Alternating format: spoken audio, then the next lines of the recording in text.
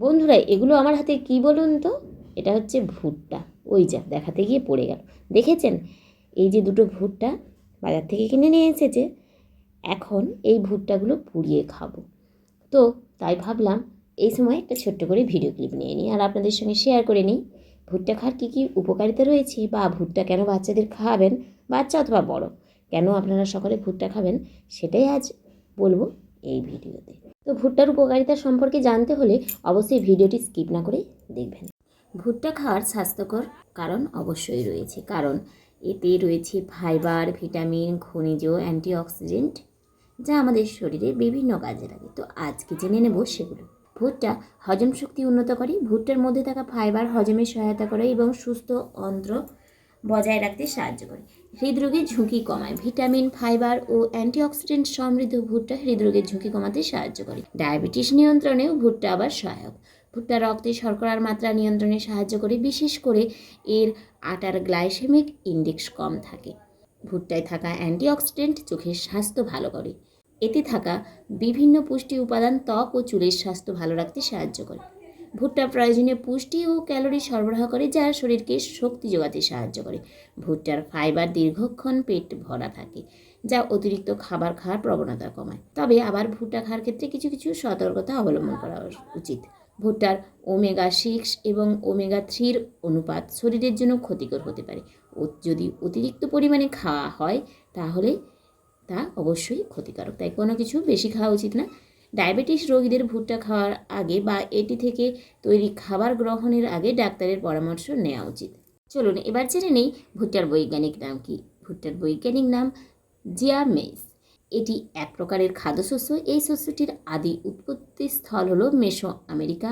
ইউরোপীয় আমেরিকা মহাদেশে পদার্পণ করার পর এটি পৃথিবীর অন্যত্র ছড়িয়ে পড়ে।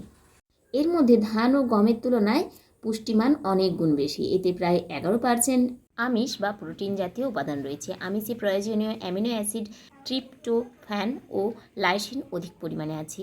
এছাড়া হলদে রঙের ভুট্টা দানায় প্রতি 100 গ্রামে প্রায় 90 মিলিগ্রাম ক্যারোটিন বা ভিটামিন এ থাকে। ভুট্টার ব্যবহার। ভুট্টার আটা বা ময়দা খাদ্য হিসেবে ব্যবহার করা হয়। ভুট্টা থেকে খই, কর্নফ্লেক্স প্রভৃতি খাদ্যবস্তু তৈরি করা হয়। অপরিপক্ক ভুট্টা পুড়িয়ে খাওয়া হয়।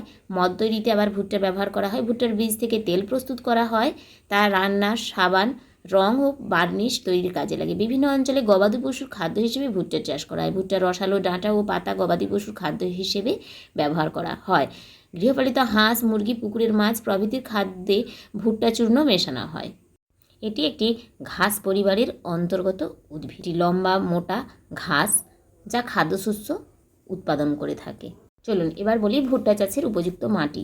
ভুট্টা চাষের জন্য জল নিকাশি সুবিধাযুক্ত উর্বর দোআঁশ বা পলি মাটি সবচেয়ে উপযুক্ত, যেখানে মাটির পিএইচ মান 5.5 থেকে 7.5-এর মধ্যে থাকে। এঁটেল বা বেলে মাটি ভুট্টা চাষের জন্য ভালো নয়, তবে বেলে দোআঁশ মাটিতেও ভালো ফলন পাওয়া যায়। ভুট্টা চাষ কখন করবেন?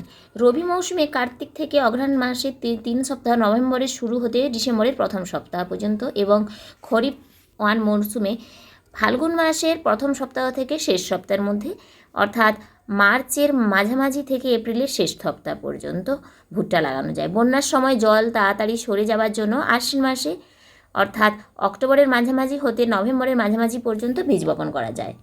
ভুট্টার জন্য কী কী সার দেবেন? জমি তৈরির শেষ পর্যায়ে ইউরিয়া 1/3 এবং 1 হেক্টর জমি প্রতি জিঙ্ক সালফেট 10 থেকে 15 কেজি, বোরন সার 5 থেকে 7 কেজি এবং গোবর সার 5 টন প্রয়োগ করলে ভালো ফলন পাওয়া যায়। অন্যান্য ইউরিয়া সারের সবটুকু ছিটিয়ে জমি চাষ দিতে হবে। বাকি ইউরিয়া সমান 2 কিস্তিতে প্রয়োগ করতে হবে।